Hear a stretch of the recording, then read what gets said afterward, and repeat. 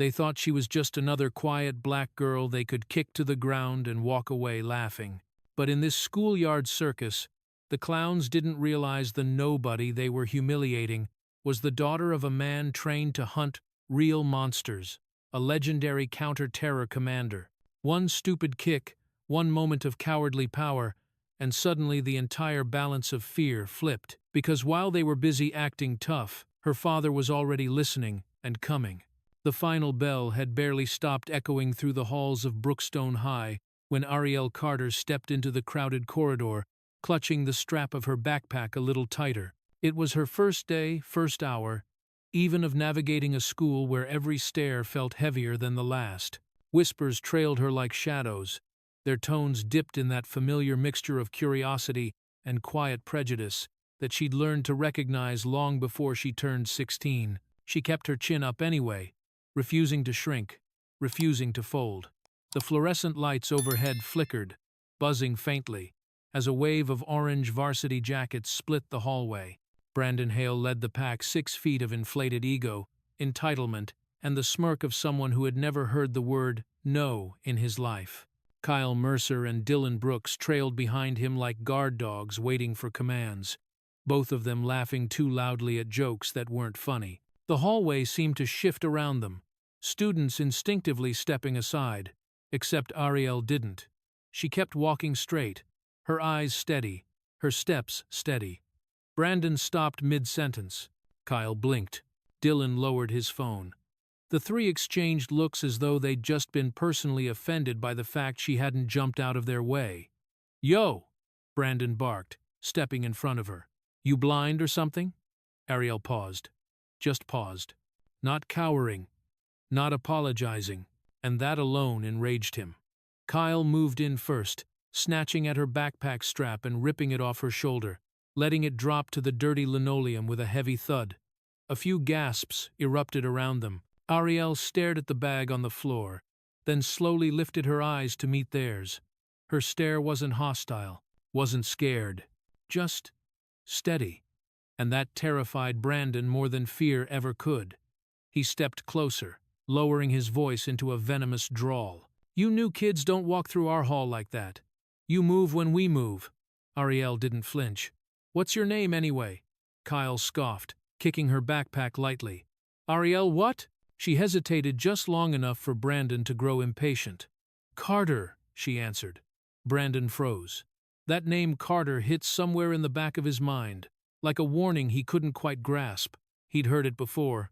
Somewhere important, somewhere dangerous. But the thought skittered away before he could catch it. He shook it off with a laugh. "Carter, cute. Thinks she's tough." Dylan lifted his phone, already recording, hoping for a reaction, but Ariel simply bent down, picked up her backpack, brushed off the dust, and stood tall again, her face calm in a way that made Brandon's blood boil.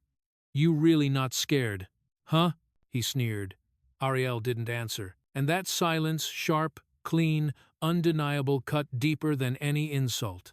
Brandon leaned in, his voice dropping to a growl that only the closest bystanders heard. "A new girl who dares look us in the eye?" He smirked, unaware his words would become the opening line of a nightmare he could never escape. Around them, the hallway felt like it was holding its breath. Ariel stepped sideways, brushing past him without a word.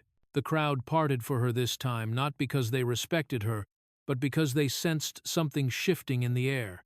Brandon's jaw tightened. He jerked his chin toward Kyle. "Tonight," he muttered under his breath, fury simmering. "Teach her what happens to people who don't show respect." Ariel walked away, unaware of the dangerous plan. Unraveling behind her, unaware that the name Brandon couldn't remember was the only thing standing between him and the biggest mistake of his life. The late afternoon sun bled across the sky as most students drifted off campus, laughing, shouting, tossing backpacks over their shoulders. But Ariel Carter walked alone, keeping to the side path that led toward the old football field, one of the few places on campus with no functioning cameras. She didn't know that little detail. Brandon did, and he planned to use it. From a distance, 3 shadows trailed her like wolves stalking prey.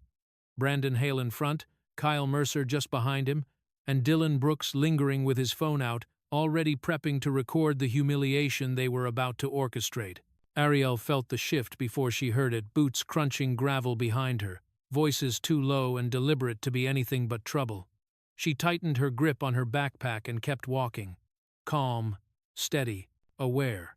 But the moment she reached the fence line near the empty football field, a hand slammed into the chain-link gate beside her, cutting off her path. Brandon stepped into her view, blocking the exit with a satisfied smirk. Well, he said, voice dripping with mock amusement. The new girl thinks she can just walk home like nothing happened? Ariel's heart thudded once, hard, but she kept her expression still. Kyle circled behind her, cracking his knuckles. You didn't show respect earlier, he sneered. So now you'll learn why people move when we walk. Dylan snickered, raising his phone, ready to capture her fear frame by frame. The insults began immediately. Look at her pretending she's better than everyone. Walking like she owns the hallway, didn't even step aside for us. They were trying to provoke her, trying to make her cry or beg or break. But Ariel wasn't breaking. I don't owe you an apology, she said quietly. Silence. The kind of silence that cracks before a storm. Brandon narrowed his eyes, stepping closer. Wrong answer. Kyle shoved her shoulder, just enough to show dominance, not enough to bruise. Say it, he demanded. Say you're sorry for disrespecting us. Ariel straightened her spine. I didn't disrespect anyone. Brandon laughed coldly. You did the second you walked past us like we weren't there. She exhaled slowly. Then, as she pretended to adjust the strap of her backpack, her thumb slid across her phone screen. Recording started.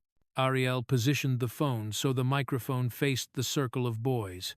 They had no idea she had just captured every threat, every word, every shove.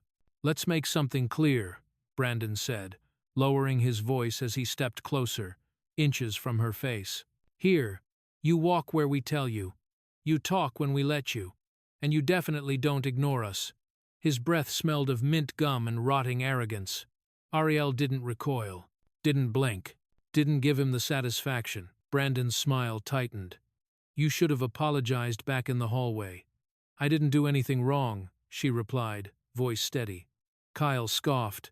Wrong answer again. They closed the circle around her. There were no teachers, no students, no cameras. Just 3 boys who thought they owned the ground they stood on. Brandon leaned in, his voice a low, chilling whisper that curled around her like smoke. No one's here to help you. The words weren't loud, but they hit like a punch. Dylan's camera zoomed in. Kyle grinned, enjoying every second of the intimidation. Ariel held her ground. She didn't look afraid, but inside her pulse was hammering. Still, she had evidence now. Their voices, their threats, their mistakes. Brandon straightened, rolling his shoulders. Let's make this quick, he muttered. Suddenly, from the far end of the field, a sharp whistle blasted through the air. Something unseen had interrupted the moment. Brandon flinched, irritated. Who the hell is that? Kyle shrugged. Dylan lowered his phone. Brandon's jaw flexed, annoyance turning into anger. Whatever. Let's just deal with her now. Again, that's so disobey. And with that, he stepped forward, unaware that every second of what he was about to do was being recorded, unaware that the real danger wasn't the whistle, but who was already listening. The empty parking lot stretched out like a slab of forgotten concrete, the faint echo of distant students fading into nothing.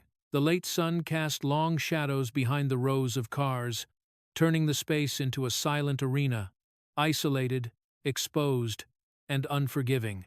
Ariel didn't want to walk through it, but Brandon Hale did.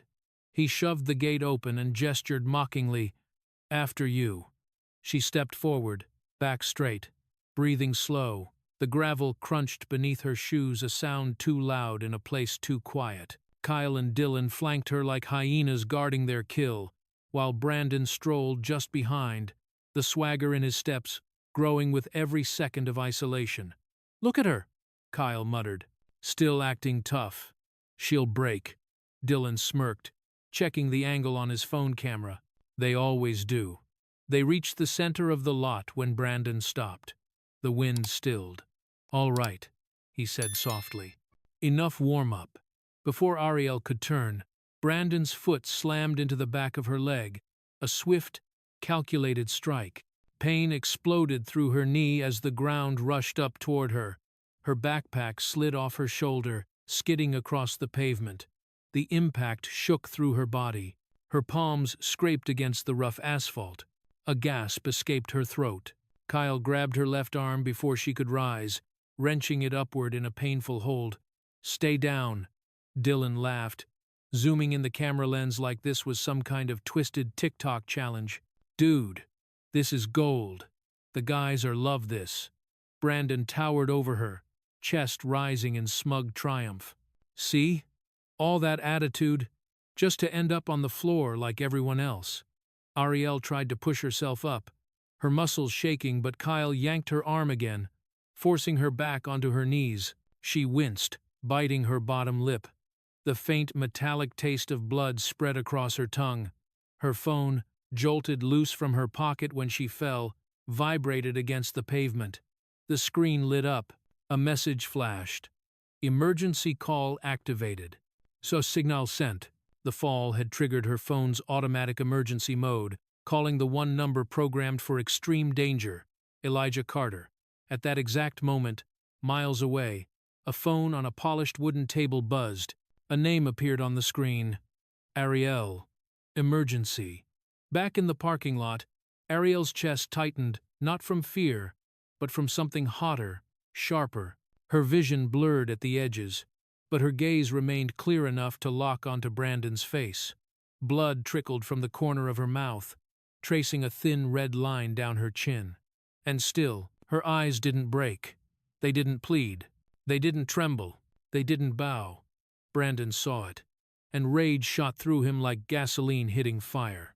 "What the hell is that look?" he snapped, stepping closer. "You think you're better than me? You think you're not scared?" Ariel didn't answer. She didn't need to. Her silence sliced deeper than any insult. Kyle tightened his grip on her wrist. "Dude, she's still looking at you." Brandon's nostrils flared. "Then let's fix that." He raised his foot again, higher this time, angling for her ribs. From the ground, Ariel inhaled, steady despite the pain. The phone beside her remained on, mic wide open, broadcasting everything. Her father heard the scuffle. He heard Brandon's voice. He heard Ariel's short, ragged breath. Elijah Carter, legendary former counter-terror commander, slowly rose from his chair. Back in the parking lot, Brandon leaned in, his face twisting with fury. "Stop looking at me like that!" Blood on her lip, hair falling over her face, Ariel stared straight into his eyes, unbroken. And that defiance, that silent strength, pushed Brandon into a rage he couldn't control. Her phone lay inches from her knee, screen glowing red. The call was still active. The mic was still open. And on the other end, Elijah Carter listened. The chain-link fence behind the football field rattled softly as Melanie Ortiz pressed her back against it, trying to calm her breathing. She had stayed after class to finish a project, never expecting to stumble into something like this. From her vantage point just beyond the bleachers, she could see everything in the parking lot. Brandon standing over Ariel, Kyle gripping her arm, Dylan recording as if it were a joke. Melanie's heart lurched. "No, no, no," she whispered, fumbling for her phone. Her thumbs trembled as she opened her streaming app. She didn't think. Instinct moved faster than fear. With one tap, the camera flipped on. With the second, it went live. "Brookstone High Emergency," she whispered shakily to her viewers. "Someone's getting hurt. I don't know what to do." The screen broadcast the scene. Ariel on the ground, blood at her lip, Brandon pacing like an animal ready for a second strike. Within moments, the viewer count jumped from 2 to 19 to 47 to 103. Comments began scrolling rapidly. "What's happening? Is that Brandon Hale? Call the police. Oh my God, stop recording and go help. Someone do something." But Melanie wasn't the only one watching from afar. More students drifted toward the fence, drawn by the ripple of whispers spreading across campus. Soon, 10, 20, 30 students crowded near Melanie's spot, eyes glued to either her phone or the real scene unfolding beyond the lot.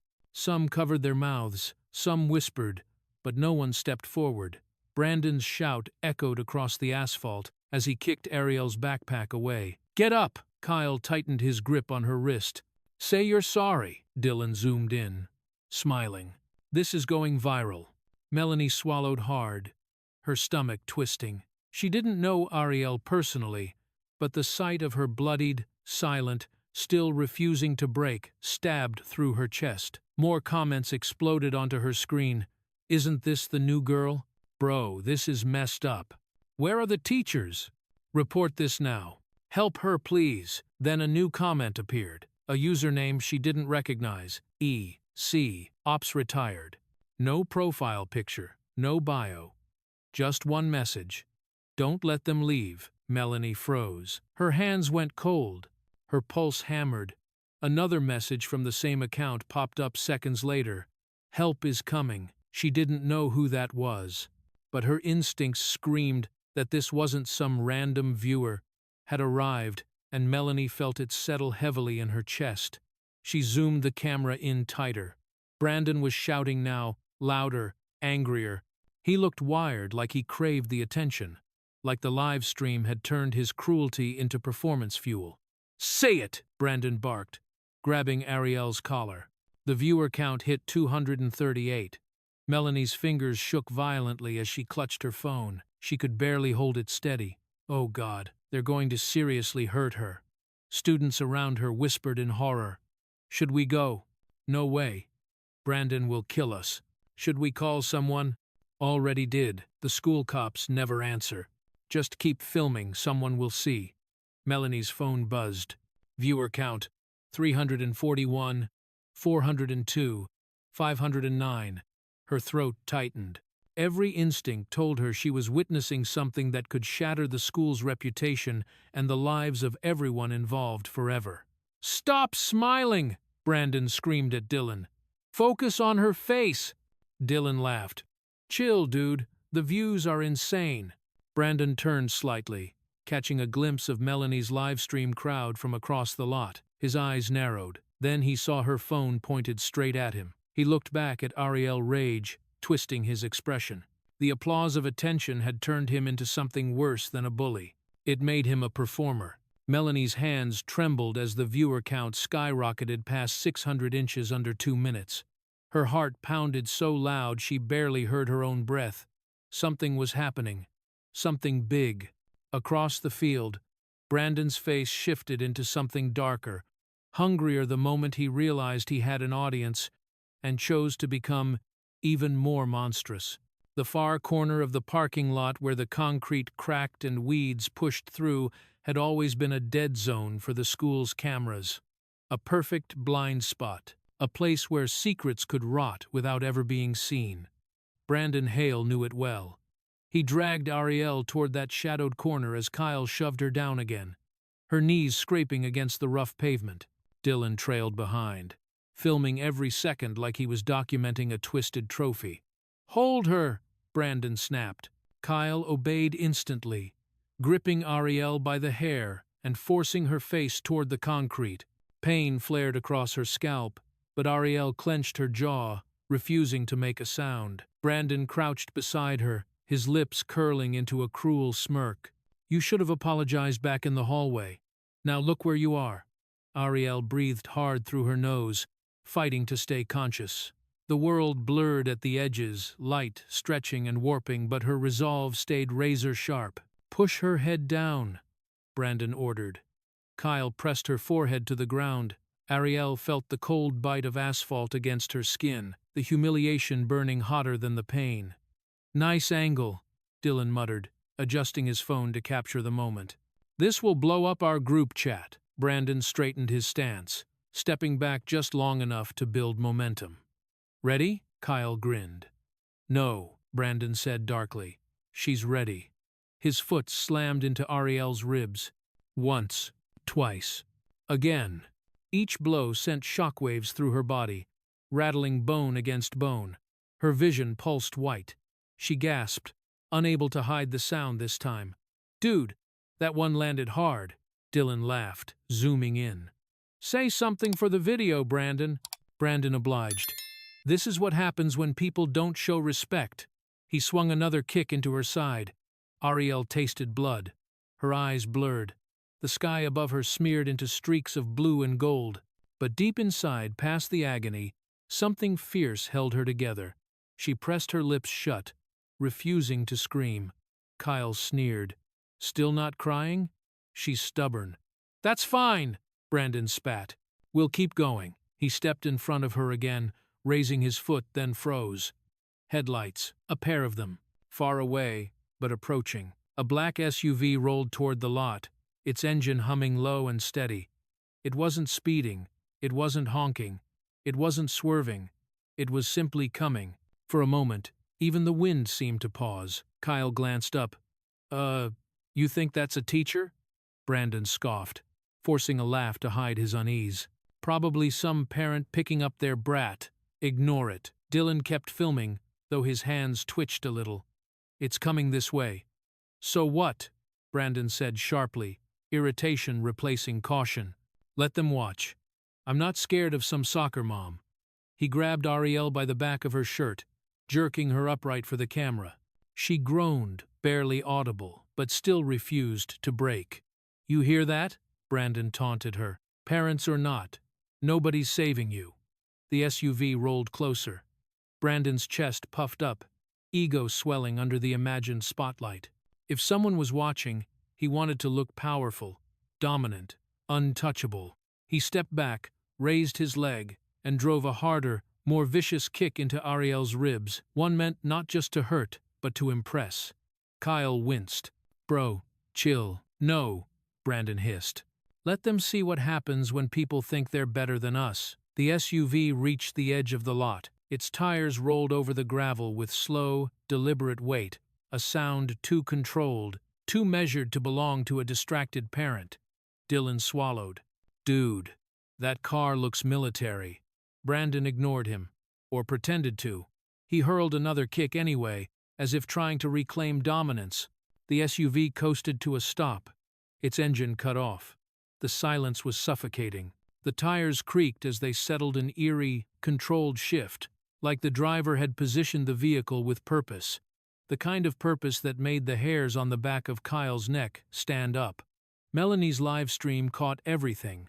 Then the driver's door opened, slowly, and a pair of heavy, military-grade boots stepped out onto the asphalt. The black SUV door opened with a soft click, too soft, too controlled for the chaos unfolding in the parking lot. Brandon's foot hovered mid-air, his breath catching for a split second as the silhouette stepped out. At first, all they saw were boots.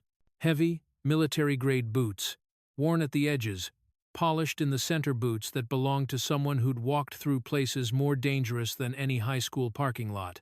Then came the legs, the dark tactical pants, the broad shoulders, the silent, terrifying confidence in every movement. Elijah Carter did not rush. He didn't need to. He closed the SUV door gently, almost politely, then began walking toward them. Slow, steady, deliberate. Every step echoed in the empty lot, each one a warning the boys were too foolish to understand. Dylan was the first to falter, lowering his phone. Guys?" Kyle swallowed hard. Who is that?" Ariel, still on the pavement, lifted her head weakly. Her vision blurred, but the outline, tall, powerful, was unmistakable. Her heart clenched. Brandon tried to mask his growing unease with bravado. "Yo, old man!" he shouted. "The hell do you think you're doing? This isn't your—" Elijah raised his eyes. Just that. One glance. Cold, sharp, deadly. Brandon's voice died in his throat. Kyle involuntarily stepped backward.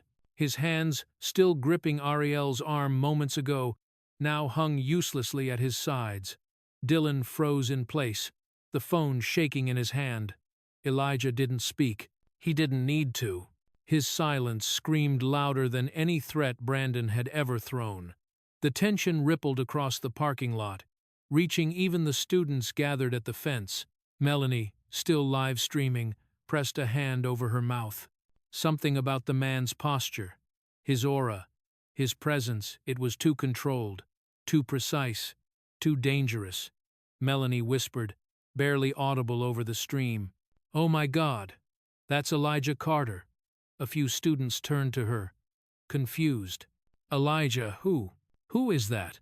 What does that mean?" Melanie's voice trembled. He's a former commander, the counter-terror unit.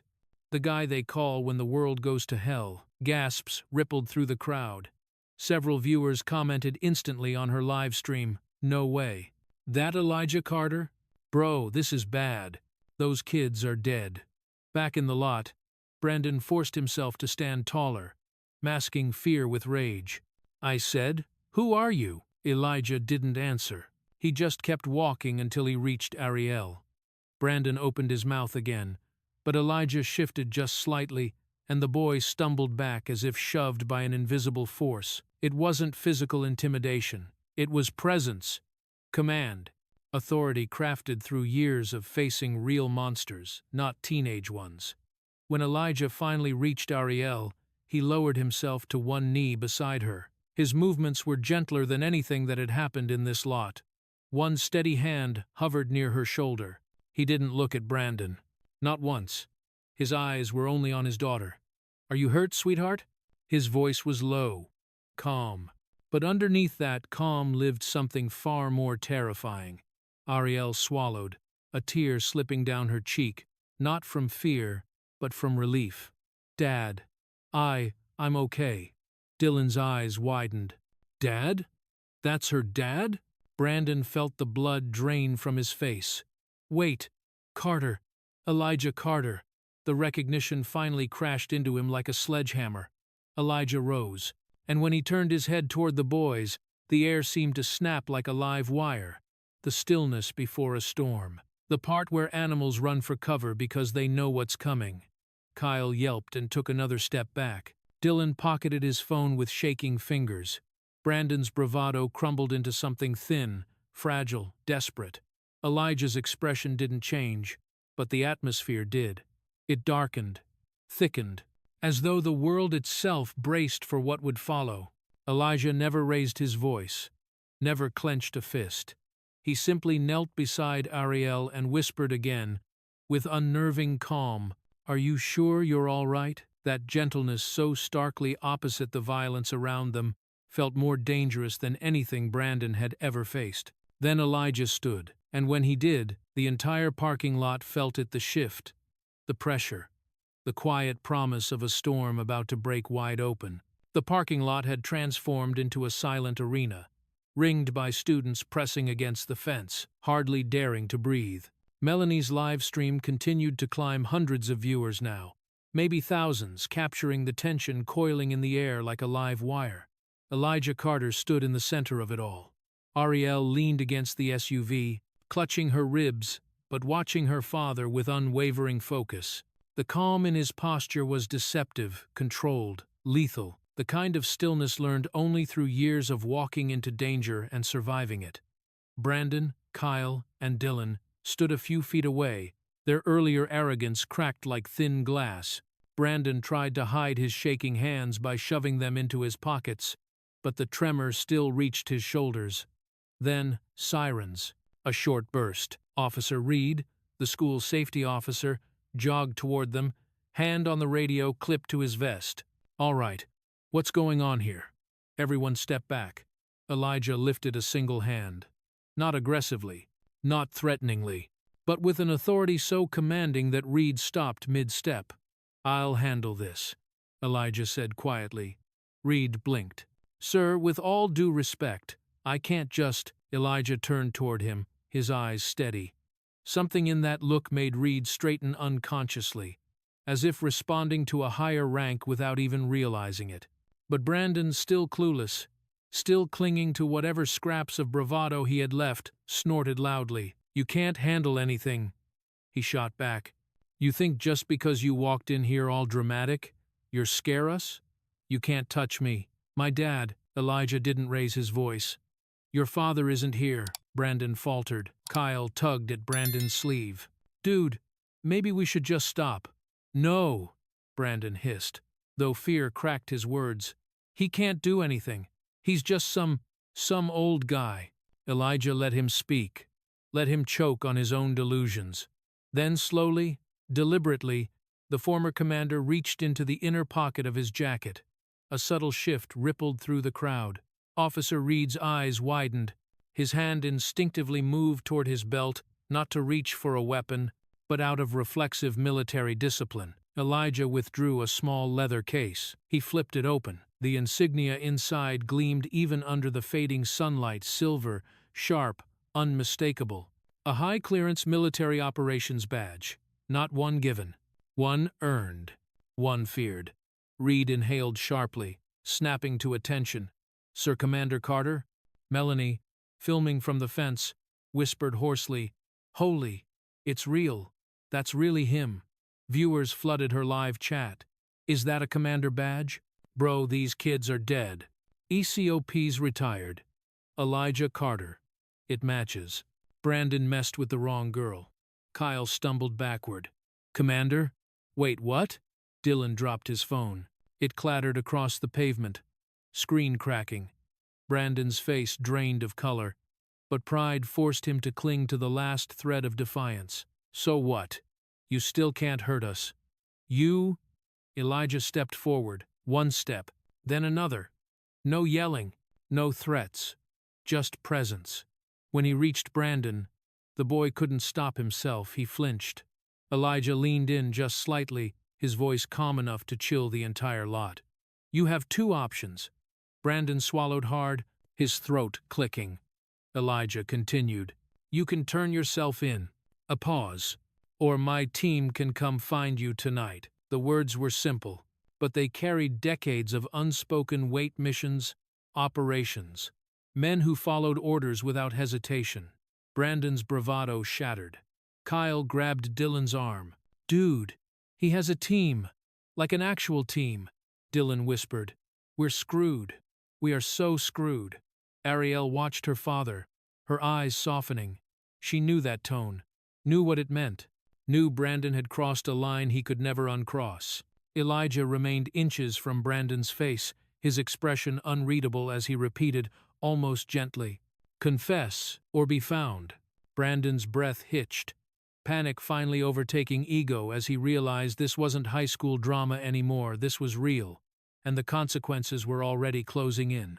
By the next morning, word of the parking lot incident had spread through Brookstone High like wildfire. Students swarmed the courtyard in restless clusters, whispering in sharp, frantic bursts. Every phone buzzed with the same viral clip: Brandon's kick, Ariel's fall, the black SUV, and the silent, terrifying silhouette of Elijah Carter. By noon, the school announced an emergency assembly.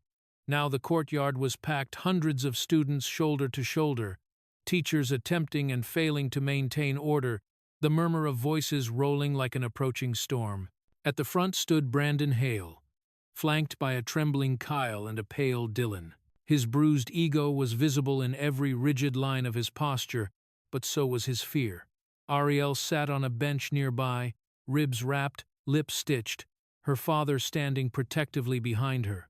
Elijah's expression was unreadable, calm, but too calm. A stillness that commanded the entire courtyard's attention, even without a word. The principal, Mrs. Hargrove, attempted to speak into a microphone, but the noise drowned her out. Students weren't here for speeches. They wanted truth, justice, answers. Elijah raised a hand.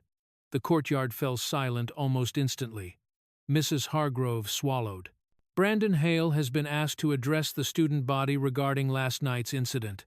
Brandon's jaw clenched, sweat pooling at his temple. Hundreds of eyes stared at him, judging, waiting, recording. He scanned the sea of faces, searching desperately for someone who might protect him. No one did.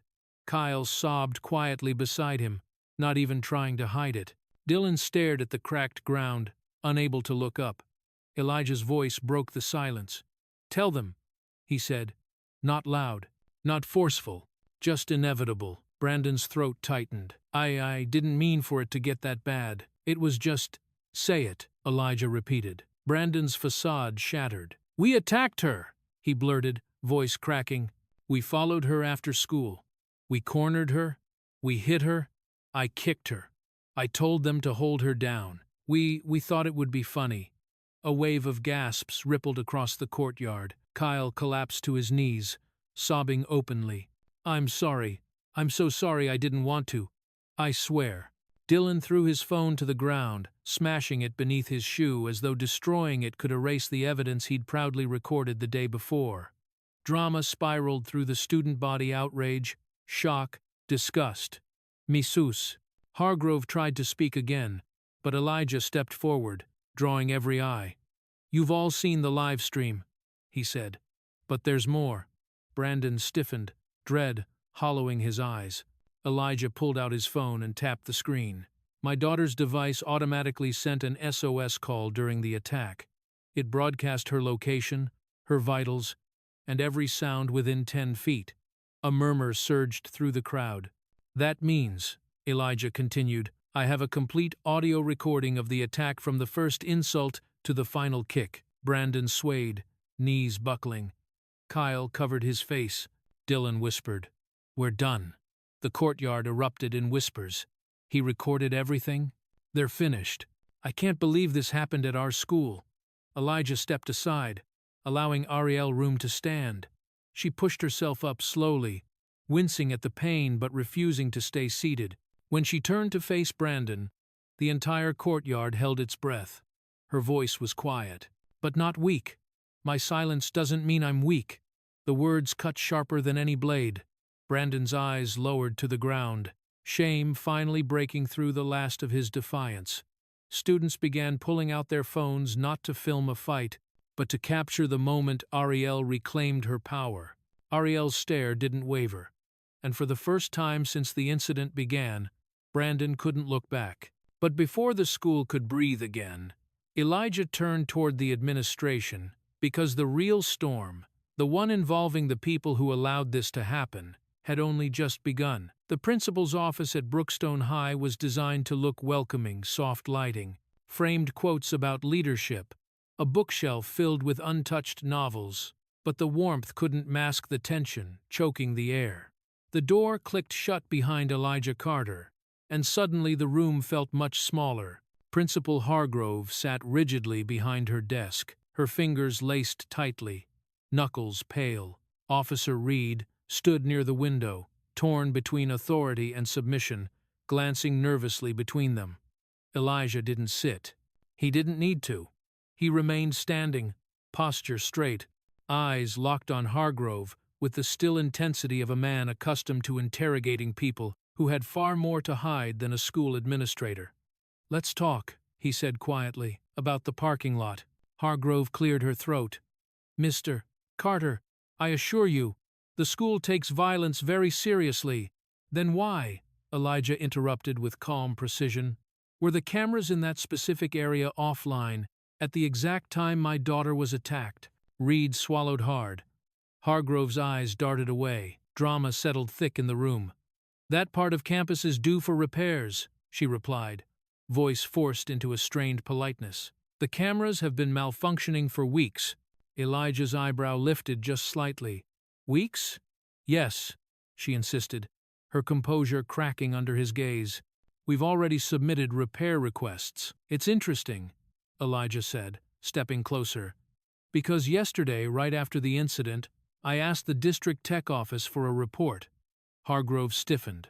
Reed exhaled sharply. Elijah continued. And according to them, those cameras were perfectly functional the entire month. Silence sharpened into something like a blade. Hargrove shifted in her chair, the protective facade crumbling.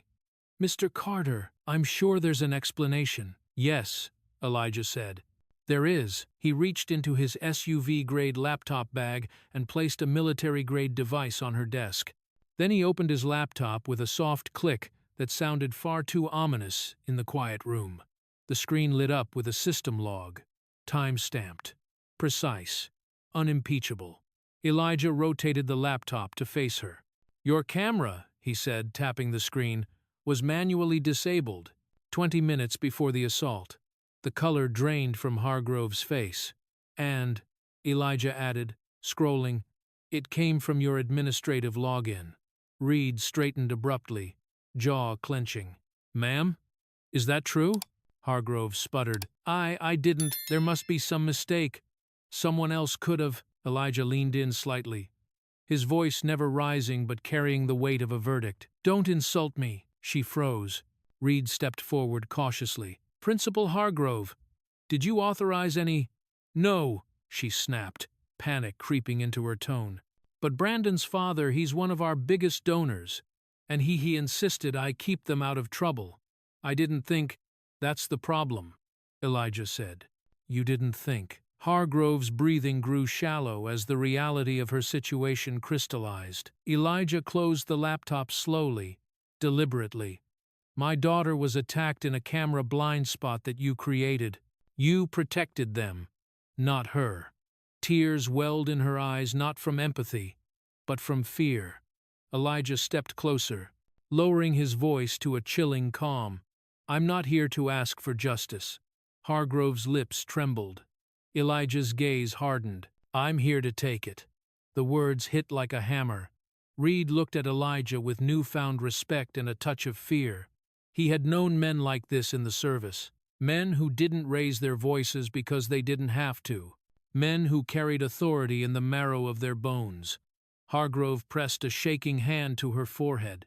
"Please, Mr. Carter, there has to be another way." Elijah lifted his laptop, sliding it back into the bag with military precision. "There is," he said quietly. "I haven't used my trump card yet." The finality in his tone made Hargrove flinch. She could feel her career slipping through her fingers. But Elijah wasn't done, not even close.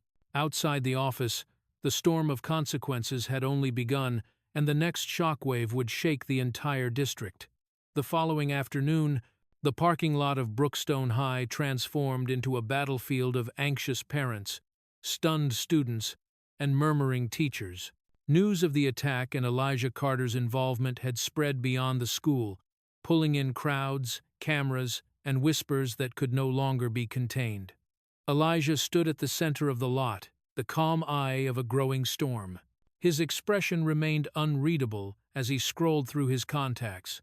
Then, with a single press, he brought the phone to his ear. A familiar voice answered almost instantly. "Carter," the man on the other end said. "Lewis," Elijah replied. "I'm calling in a favor." Within minutes, a sleek federal vehicle rolled into the lot. 2 agents stepped out, their presence slicing through the noise like a knife. Conversations died. Parents froze mid-sentence. Even the teachers straightened their posture.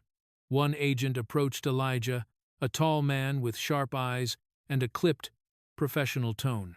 "Commander Carter," he said with respect rarely shown to civilians, "we received your call. Is this the incident?" Elijah nodded. The agent turned toward the students and Brandon's family, lifting a tablet. "Per federal statute, this falls under hate-based assault with aggravating circumstances. We're opening a file immediately." Gasps rippled through the gathered parents. Drama escalated when Brandon's family shoved their way forward. His father, flushed with panic and indignation, raised his voice. "This is unnecessary. We can settle this privately. We're willing to compensate the girl's family. A misunderstanding shouldn't ruin my son's life." A murmur of disgust rolled through the crowd. Ariel stood beside her father, ribs aching but posture proud. Elijah didn't even turn to look at Brandon's father. "Your son made choices," he said. "Now he faces the consequences." Brandon's mother clutched her handbag, shaking. "Please, Commander, we can talk about this." But the federal agent cut in coldly. "Ma'am, money cannot erase a hate crime classification." Brandon's father clenched his fists. "This is going too far." The agent raised an eyebrow. "Sir, with respect, your son attacked a minor while filming it, and thanks to Commander Carter, we have complete evidence. This case is airtight." Brandon's knees buckled slightly. Then came. The agent turned back to Elijah, lowering his voice but loud enough for every parent to hear. "Commander, if you wish, We can escalate this to red priority." The crowd gasped. Parents stared. Teachers froze mid-breath. Red priority was reserved for the most severe cases, urgent, high-level investigations that bypassed bureaucracy. Brandon's face crumpled. His father sputtered, "Red priority? For a school fight?" Elijah finally met his gaze. "This wasn't a fight," he said softly. "It was targeted violence." Brandon broke in that moment. Tears streamed down his face as he collapsed into his mother's arms. "Dad, I didn't know who she was." Elijah stepped closer, the weight of his past reflected in his eyes. "She," he said, placing his hand on Ariel's shoulder, "is the reason I'm still alive today." Silence engulfed the lot. Ariel blinked, swallowing tears. Brandon sobbed harder, realizing that his victim wasn't someone he could intimidate. She was the daughter of a man who had survived battlefields far darker than anything Brandon could imagine. With the federal file officially opened, the fate of Brookstone High shifted forever, and the true reckoning had only begun. The Brookstone High Auditorium, normally a place for talent shows and holiday assemblies, felt transformed into a federal courtroom. Rows of students filled the seats, whispering anxiously. Teachers leaned against walls, pale and tight-lipped. Parents packed the aisles, craning their necks for a view. And at the front, seated behind a long table, a group of federal oversight officers waited with stern composure. Elijah Carter sat with Ariel beside him, her ribs wrapped and her face still bruised. Across the aisle sat Brandon, Kyle, and Dylan, three boys who once strutted through hallways like kings, now trembling in folding chairs. Principal Hargrove kept wiping her palms on her skirt, avoiding Elijah's eyes. Sergeant Lewis, the federal officer assigned to lead the session, stepped forward and addressed the room. "This emergency hearing has been convened to review an incident of violent assault, harassment, and possible hate crime motivation. All evidence will be presented publicly." A hush fell. Lewis nodded toward Melanie, who stood near the projector with her phone linked to the display. "Roll the live stream." The screen blazed to life. The audience watched in horrified silence as the recording from the fence showed Brandon's kick, Ariel's body, collapsing Kyle holding her down, Dylan laughing while filming. Students gasped, teachers flinched, parents covered their mouths. But Lewis wasn't finished. "Next," he said, "the SOS audio." Elijah tapped his phone. The room filled with the raw sounds of Ariel's breathing, Brandon's threats, the blows landing one after another. Even without video, the brutality was unmistakable. Brandon shifted in his seat, face drained of color. He tried to recover his swagger. "She was exaggerating." She slipped. "I barely touched her." Lewis clicked a remote. Another clip played, the zoomed-in footage of Part 3. Brandon's foot driving into Ariel's ribs with unmistakable force. The auditorium erupted. "He kicked her." "Aye, guy. Look how hard." "That's no accident." Brandon folded into himself, as if shrinking from the truth flashing above him. Kyle, already shaking, broke first. "He made me do it. Brandon told me to hold her. I didn't want to," he said. "If I didn't, he'd jump me next." Dylan stammered, I only filmed it for our chat group. I didn't know. I mean, I knew, but I'm sorry. Chaos rippled through the crowd, but Lewis raised a hand and silence slammed back down. "And finally," he said, "the camera logs." Elijah leaned back, allowing Lewis to take over the screen. A document appeared showing that the parking lot camera had been manually disabled from Principal Hargrove's own login 20 minutes before the attack. The auditorium exploded. "What? She covered for them? No way. Is she crazy?" Hargrove's face turned gray. A federal officer approached her seat and quietly issued a folded document, a subpoena, an official investigation order. She swayed, gripping her chair for balance. Lewis remained stoic.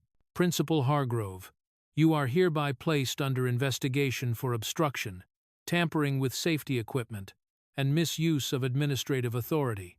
No one had expected the scandal to reach this high. The shockwave rippled through the room, leaving even the boldest students frozen. Then Elijah rose. His presence alone quieted the hall. When he spoke, his voice carried with terrifying clarity. "I don't care whose son he is," he said slowly. "I want to know at the exact minute my daughter was kicked in the face. Where were all of you?" Silence swallowed the auditorium whole. Not a teacher, not a parent, not even Principal Hargrove dared to answer. The hearing wasn't over because the administrative corruption behind Brookstone High was only beginning to surface. The air in the administrative office felt heavier than it had during the hearing. The walls seemed closer, the lights harsher. Elijah stood in silence beside Officer Lewis, both men radiating a calm authority that made the room feel 10 degrees colder. The door burst open. Brandon's parents stormed inside, his father red-faced with fury, his mother clutching a designer purse with trembling hands. Their lawyer trailed behind them, already flipping through documents as if preparing for war. "This is unacceptable," Brandon's father barked the moment he entered. "Our son is being humiliated. Publicly. Unnecessarily. He is a minor." Officer Lewis remained still, unbothered. "Your son committed a violent assault. On camera." Brandon's mother stepped forward, her voice shrill. "Ariel provoked him. She must have. Why else would he?" Elijah lifted his gaze, and the room fell silent. His stare cut through the woman's excuses like a blade. He didn't speak, not yet, but the message was clear. "Choose your next words wisely." The father jabbed a finger toward Lewis. "We fund this school. We have since the day Brandon enrolled. This institution exists because of families like ours. You have no right to treat him like a criminal." Lewis kept his tone professional. "Sir, what your son did is criminal, and we will sue," the father snapped. "Defamation, emotional damage, negligence, whatever it takes." Elijah finally spoke. "Your son kicked my daughter while she was on the ground." The father scoffed. "A misunderstanding." "You call that a misunderstanding?" Elijah stepped forward. "3 boys cornering a girl half their size?" The father's face purpled. "I won't let some ex-military—" Lewis cleared his throat sharply. "Commander Carter is not some ex-military. And you would do well to remember that, sir." Drama escalated as Brandon's father slammed his hand on the desk. "We can donate double, triple. Just make this go away!" Lewis exchanged a brief look with Elijah. Permission asked. Permission granted. The officer opened a thin folder and slid it onto the table. "This isn't the first time your son has been involved in violence." The room froze. "What?" Brandon's mother whispered. Lewis tapped 2 pages. 2 prior bullying incidents. Both mysteriously dismissed, both involving payments from your foundation. Elijah's gaze sharpened. "You bought his innocence twice." Brandon's parents stiffened caught. Lewis continued, "This time, there is racial motivation. That elevates the case. Maximum penalty territory." Brandon's mother broke first. Tears streamed down her face. "No, no, this can't be happening." The father's confidence crumbled, hands shaking despite his attempts to hide it. You can't hold those old cases against us. They show a pattern," Lewis said. "A very dangerous one." The lawyer quietly closed his briefcase, realizing this battle was lost before it started. Elijah stepped forward slowly, stopping just inches from Brandon's father. His voice was quiet, too quiet. "Money can buy many things," he said, "but it cannot buy respect, and it will never buy my silence." The words reverberated through the office like a verdict. Brandon's father swallowed hard, eyes dropping to the floor. Elijah didn't raise his voice. He didn't need to. The truth now exposed did all the damage for him. The meeting ended with no protest. By morning, the school would announce the emergency suspensions, and Brookstone would never be the same again. The morning assembly at Brookstone High felt nothing like the usual gatherings. The entire student body filled the courtyard, hundreds of teenagers standing shoulder to shoulder, whispering anxiously. Teachers lingered at the edges, trying to look authoritative, despite the tension twisting in their expressions. A cluster of federal supervisors stood near the podium, clipboards in hand. Ariel walked between her father and Officer Lewis, her ribs still sore but her step steady. Brandon stood backstage with Kyle and Dylan, each of them pale, trembling, and completely stripped of their former arrogance. Sergeant. Lewis approached the microphone, and the courtyard fell silent. "We have concluded the investigation," he announced. "These are the official decisions." He read from the document with clinical clarity. Brandon Hale suspended indefinitely. His case will be transferred to the State Juvenile Department for further action. A collective gasp swept through the students. Kyle Mercer and Dylan Brooks suspended for 60 days and required to complete mandatory behavioral rehabilitation. A wave of murmurs spread through the courtyard. Principal Hargrove placed on administrative leave pending a formal investigation. The teachers shifted uneasily. And finally, Lewis continued, Brookstone High will reinstate full, untampered camera coverage effective immediately. All blind zones must be eliminated. Students exchanged looks, some surprised, some relieved, many angry that these changes had taken so long. Drama hung thick in the air. Lewis stepped back. "Now, Ariel Carter has requested to speak." A hush fell so suddenly it felt as though the entire courtyard held its breath. Ariel walked to the microphone. Her bruises were visible. Her voice, when she began, was not trembling. "I'm not here to talk about what happened to me." The students blinked, confused. They expected tears, anger, fear. Not this. "I'm here to talk about what happens to students like me. Students who look like me. Students who are told without words that they don't belong." The wind rustled through the courtyard, carrying her words across the rows of listeners. "On my first day, I saw the looks. I heard the whispers. I felt the stares that said I was in the wrong place. And I know I'm not the only one." A ripple moved through the crowd. A few students lowered their eyes. Ashamed, Ariel inhaled, then tapped her phone. The speakers crackled, and then played a familiar voice, Brandon's voice, from Part 2. "People like you don't deserve to be here." The courtyard erupted. Students shouted. Teachers gasped. Brandon looked like he'd been struck by lightning. Ariel stood tall, letting the fury around her build into something unstoppable. For every student who stayed silent because they were afraid, for every teacher who saw something and looked away, for every time this school chose comfort over justice, she lifted her chin. That ends today. A wave of 10 students stepped forward, some from the freshman class, some juniors, some seniors, forming a line behind her, a symbol, a movement, a choice. They raised their hands, not in defiance, but in solidarity, and Melanie, live streaming the entire moment, whispered through trembling breath, "This is history." Ariel turned toward the camera, eyes fierce. "I wasn't broken that day, and I will never bow my head again." The courtyard roared not with chaos, but with awakening. And as Elijah watched his daughter ignite a revolution, he knew the storm had only begun. The conference room at Brookstone High had never been this full. Parents crowded the back wall, teachers sat stiffly along the sides, and clusters of students whispered anxiously. At the long oval table sat the school board, their expressions tense and exhausted. Federal Officer Lewis observed from the corner, and beside him stood Elijah Carter, silent, composed, and utterly unmovable. This was not a meeting, it was a reckoning. The chairwoman of the school board cleared her throat. "We are here today to discuss the reforms necessary after last week's incident." But before she could continue, a parent stood up, an older white man with crossed arms and a scowl etched into his forehead. "This is ridiculous," he snapped. "Kids roughhouse. That's what they do. Why are we acting like this is some federal crime?"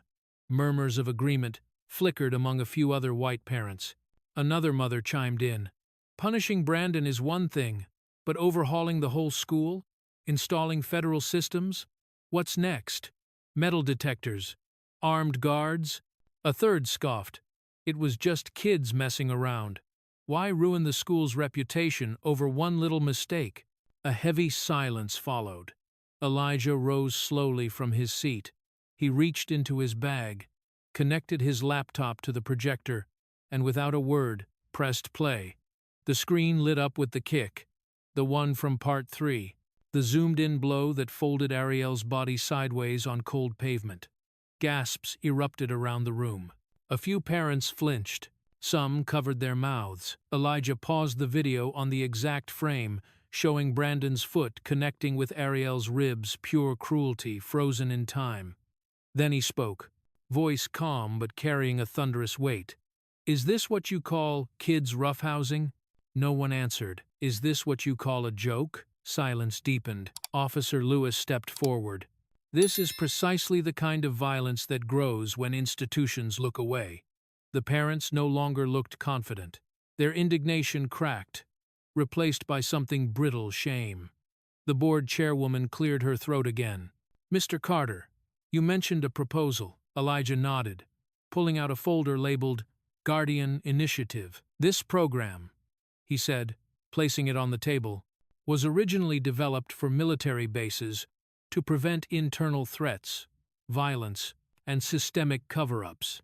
Your school needs the same framework." He opened the folder, revealing detailed plans, anti-tamper surveillance systems, cameras that cannot be disabled manually or remotely without authorization from federal channels, anonymous reporting protocols. Students and staff can report discrimination or violence without fear of retaliation. Mandatory anti-racism and cultural sensitivity training. Not optional, not symbolic. A requirement. A direct emergency hotline to federal oversight, bypassing school administration entirely if needed. The board members exchanged wide-eyed glances. The proposal was radical, sweeping, transformative, and absolutely necessary. Officer Lewis stepped beside Elijah. "Given the evidence, public outrage, and the federal attention on this case, we strongly recommend the board approve the Guardian Initiative immediately." Parents tried to protest, but each objection wilted under the weight of the video still frozen on the screen. Finally, the chairwoman exhaled. "All in favor of adopting the Guardian Initiative?" Hands went up, every single one. A collective shift rippled across the room the moment Brookstone High officially changed course. Melanie stood near the doorway, live streaming everything. Her phone buzzed with comments exploding across the screen. She typed a caption, "Brookstone will never be the same again." And for the first time in years, the school board didn't argue. Now there was only one final step left: the official sentencing of Brandon Hale. 2 weeks later, the state juvenile court stood tall and imposing, its marble columns casting long shadows across the front steps. Inside, tensions swirled like a silent storm. Parents, federal officials, and school representatives filled the gallery, whispering anxiously, as Brandon Hale, once the swaggering king of Brookstone High, now trembled in an ill-fitting suit. He kept his head low, his hands shook uncontrollably. Every trace of arrogance had evaporated. Ariel sat beside her father in the front row, her ribs healing, her posture strong. Elijah's presence remained a steady anchor, silent but unyielding. The bailiff announced, "All rise," and the courtroom stood as the judge entered, stern and unreadable. The hearing began. Officer Lewis presented the compiled evidence, the live stream footage, the SOS audio, the camera logs, the testimonies. Each clip, each line of data, each statement carved deeper into the already damning case. "This assault," Lewis said firmly, "involved racial targeting, sustained violence, and premeditated coordination. The victim was a minor. The perpetrators acted without remorse, and attempts were made to conceal the evidence." Brandon's knees nearly buckled. Drama intensified when his lawyer stepped forward, attempting one last defense. "Your Honor," the attorney said, voice measured, "my client is a boy who made a terrible mistake. He did not understand who the young girl was." Elijah rose. "He didn't need to know who she was," he said, voice calm but thunderous. "He only needed to know she was a human being." A stillness swept across the room. Brandon's lawyer opened his mouth, then closed it, defeated. Ariel looked at her father with quiet pride. The judge reviewed the files for several long minutes. Every rustle of paper seemed amplified. The courtroom held its breath. Then the final twist. "Given the severity of the act," the judge said, "and the pattern of past incidents involving this defendant, The court sentences Brandon Hale to the State Military Rehabilitation Program for Violent Youth. Gasps erupted. Brandon's mother sobbed. His father went rigid with shock. But Brandon went pale as marble. That program, he stammered. I've heard of it. Yes, the judge continued. You will undergo intensive discipline, physical training, and behavior correction. And your lead instructor, he glanced toward Elijah, will be drawn from the unit founded by Commander Elijah Carter. Brandon's breath caught. His fear was no longer metaphorical, it was absolute. He would be trained, corrected, reshaped by the very system Elijah had built. A system that tolerated no cruelty, no bigotry, no weakness of conscience. The sentence was not revenge. It was transformation, forced and necessary. When court adjourned, Ariel approached the judge's bench. You showed courage, the judge told her. More than many adults in that school. Moments later, the district superintendent stepped forward and placed a certificate in Ariel's hands. For bravery, she announced, and for standing up not only for yourself, but for every student afraid to speak. Ariel became the student representative for the newly launched Guardian Initiative, the program born from her suffering, now dedicated to protecting others. In the hallway, cameras and reporters gathered. Elijah placed a steady hand on his daughter's shoulder, pride softening the steel in his eyes. My daughter does not need me to avenge her, he said quietly. She only needs me standing behind her. Ariel smiled, reborn, unbroken, unstoppable. Brookstone High would never return to what it was. A new era had begun, and Ariel Carter was stepping into it with her head high, her future blazing open. And just like that, the boys who thought they ruled the hallway learned what real power looks like. Not violence, not ego, but a father who refuses to let injustice breathe for even a second. Ariel rose stronger, her voice louder, and the entire school was forced to face the truth they tried to bury. But this story isn't just about punishment, it's about awakening. So tell me, if you were Ariel, what would you do after getting up that time? If this video shook you even a little, don't forget to like, share, and subscribe. Your support helps these stories reach the people who need to hear them most.